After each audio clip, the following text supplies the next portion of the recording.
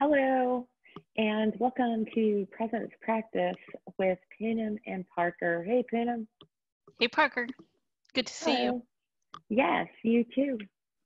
So this is the third video in the new state and new town and new home here. And so we have sort of a backlog of questions and uh, videos that we wanted to make. And one of the questions that came in, I wanted to do a video on was, Parker, isn't it exhausting to stay present? I'm so tired. It wears me out to stay present. uh, so I hear a lot of like efforting in that. Sometimes I notice that that people that come with this are high achievers and high in the world that is been part of the whole thrust of humanity through the industrial revolution up until now has been effort. Try again, more. And the work that we're doing is opposite. It's more about focus. It's all about awareness and bringing our focus in, bringing our minds back from all these places, all our neurosis and insanity, and bringing it back into our bodies and at peace. We're at peace with what is.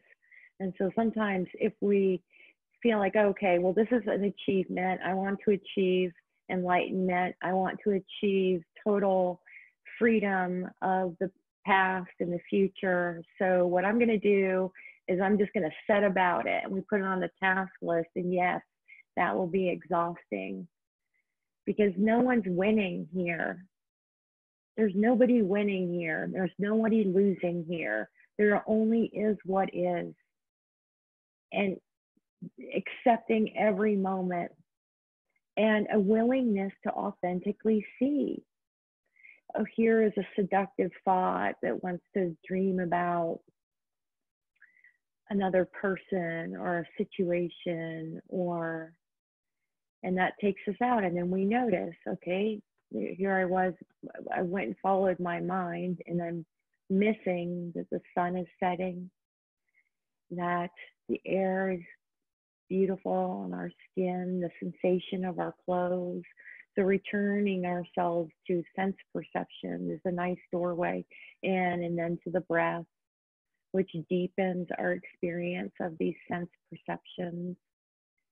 And sometimes we bounce back off. We don't stay there for long because sometimes we're having a different experience of these sensations. So we'll bounce out and start analyzing it, or story making about how cool it was or how great that felt to stay present. And now we're not present anymore. We just move back into it. It's amazing how few thoughts are really necessary. How we can our bodies have their own intelligence. They go and move to the next thing. It doesn't require thought.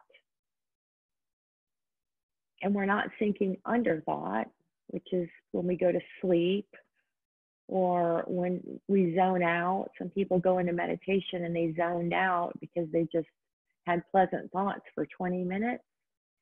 And that's only going to get us so far.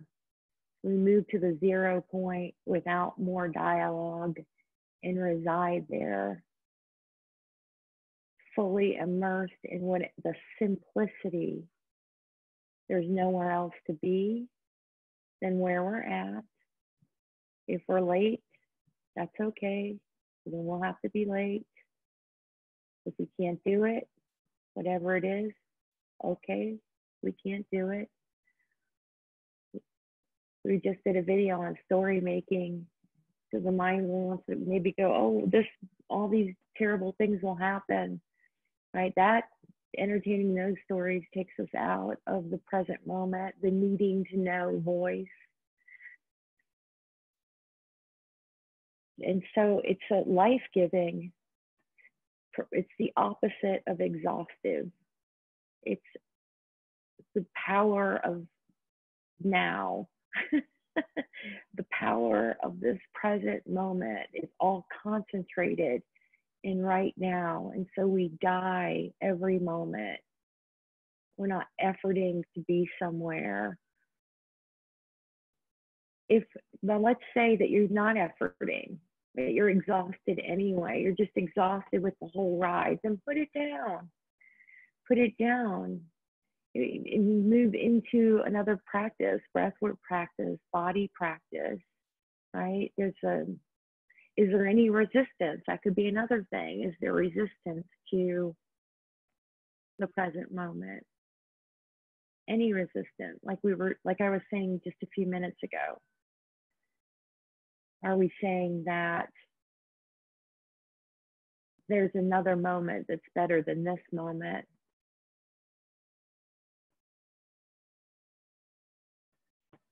And then we sink.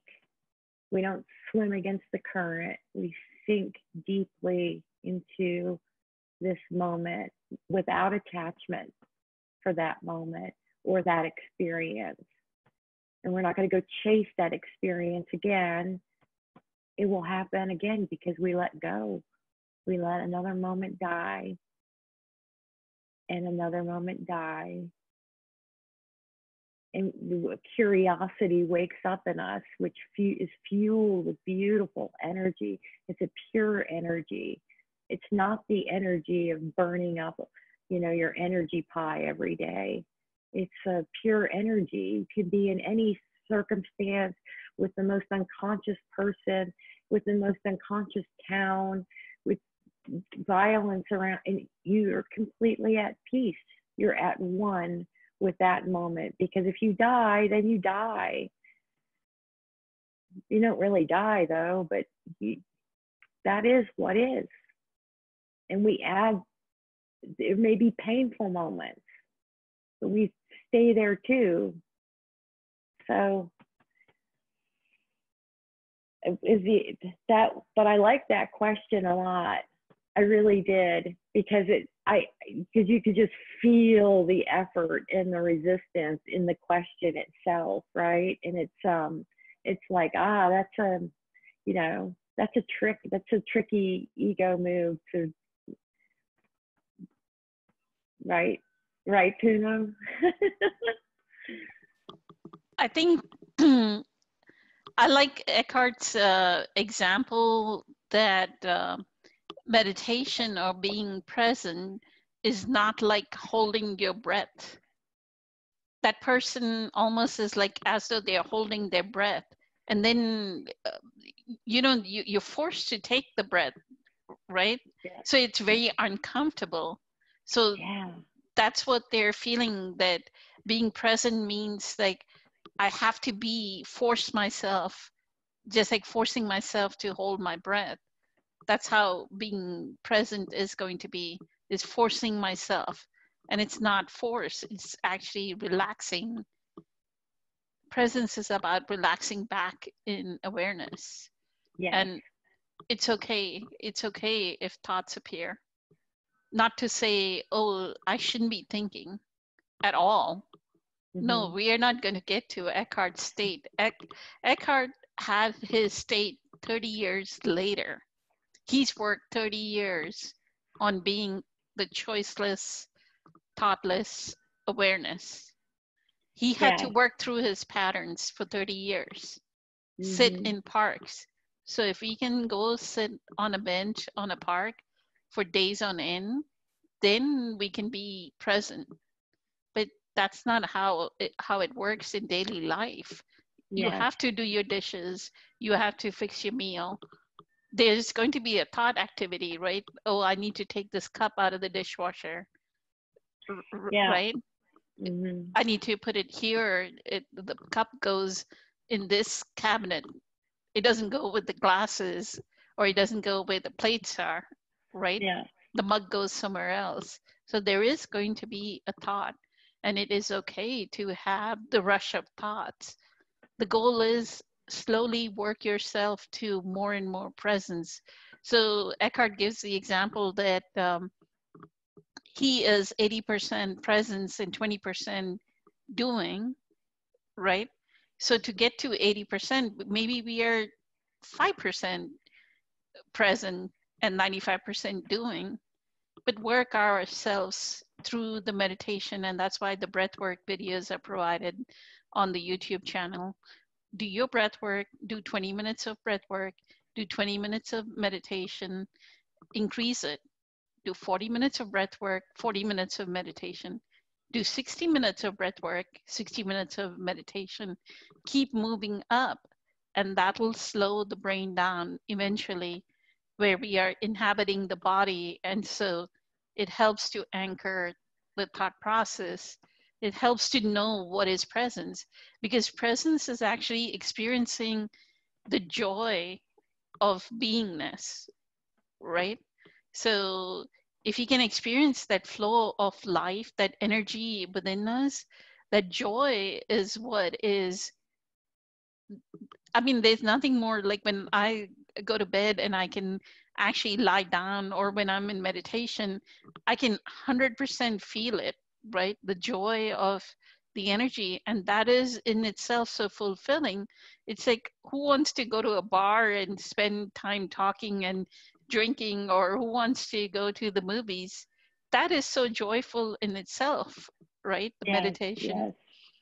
So that's what I think is, don't make yourself into a pressure cooker. The other thing he talks about is that father that does meditation, and he's like in his meditation, then his daughter walks in and he yells at her, "Don't you see that I'm meditating?"